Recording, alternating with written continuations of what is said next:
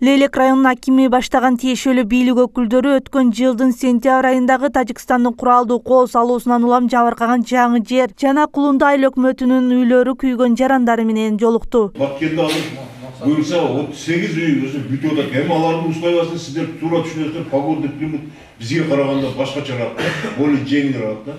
Бизде мына кара суук болуп атат. Бираз сабыркылыңыздар, азыр бияк деле айтып атат. 30га чейин канча үй бүтөт.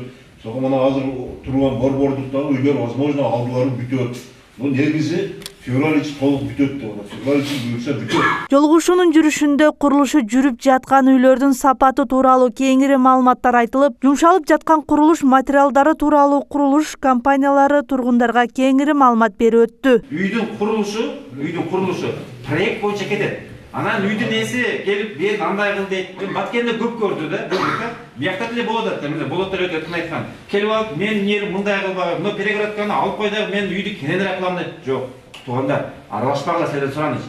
Мамлекет берди, акчаны мамлекет берип атат, проектти мамлекет берип атат. Мынтип кур дегенден кийин ушинтип курушубуз, буларды куруш абизе.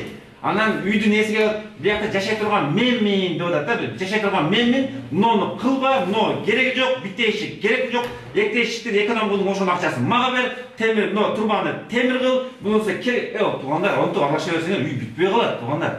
Кошумчалай кетсек, Тажикстандын куралдуу кол салуусунан улам Баткен облусунда жүздөгөн үйлөр талкаланган. Динара Курбанбекова, Бакыт Саитов, Алтын бешик жаңылыктары.